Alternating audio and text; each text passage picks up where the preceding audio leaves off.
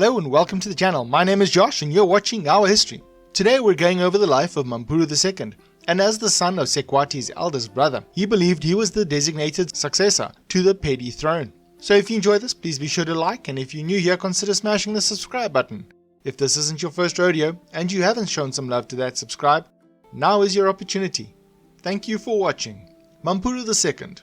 Mampuru II, born in 1824, was a significant figure in the history of the Pedi people in southern Africa. As the son of Sekwati's eldest brother, he believed he was the designated successor to the Pedi throne. However, when Sekwati passed away in 1861, his son Sekhukhune seized power and became the ruler.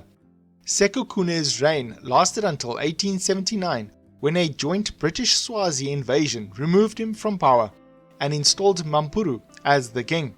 Unfortunately, Mampuru's reign was short-lived, as he ordered the assassination of Sekhukhune in 1882. As a consequence, he was arrested by the Boer South African Republic and subsequently hanged in 1883. Mampuru is remembered as an early symbol of the liberation movement in South Africa, and the prison where he met his fate has been renamed in his honor. Early life.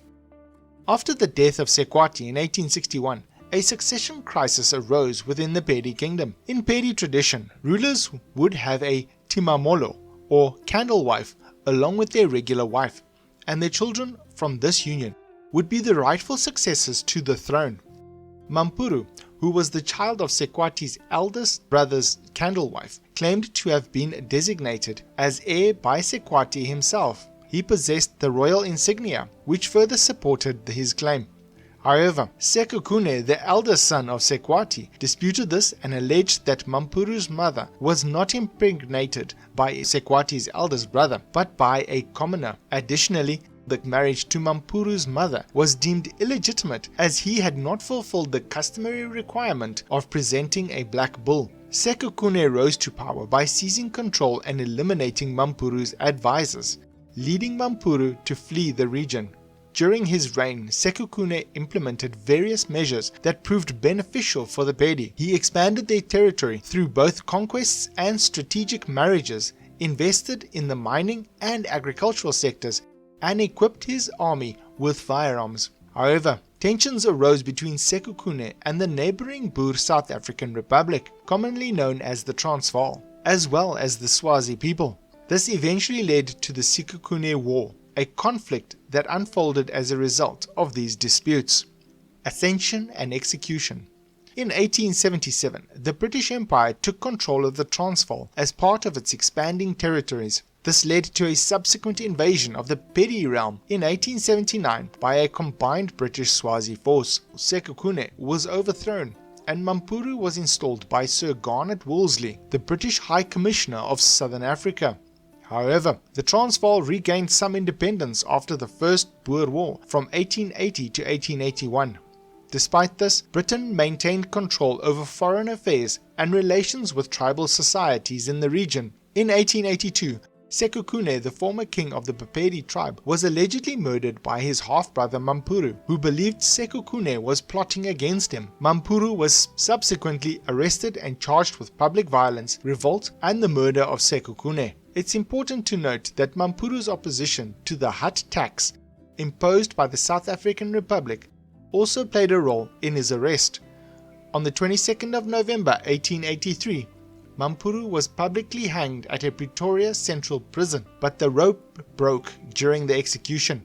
He was then dragged back onto the gallows and hanged again. This incident serves as a significant historical event in the context of the African tribal conflicts and resistance against colonial impositions. Legacy. After the passing of Mampuru, the descendants of Sekhukhune ascended to the throne as kings, continuing their lineage. However, throughout the colonial, apartheid, and post-1991 eras, rival families persisted in maintaining their claim to the throne. In 2008, the South African government's Commission on Traditional Leadership Disputes and Claims addressed the Pedi succession matter. In its ruling, the Commission declared that Sekhukhune lineage as the legitimate one, and the officially confirmed Kgaugodi Kenneth Sekhukhune as the rightful king. This decision settled the long-standing dispute and provided official recognition to the Sekhukhune family's authority over the Pedi kingdom. Mampuru's remains have not been located, but the South African government has committed to searching for them since January 2019. He is considered one of South Africa's first liberation icons.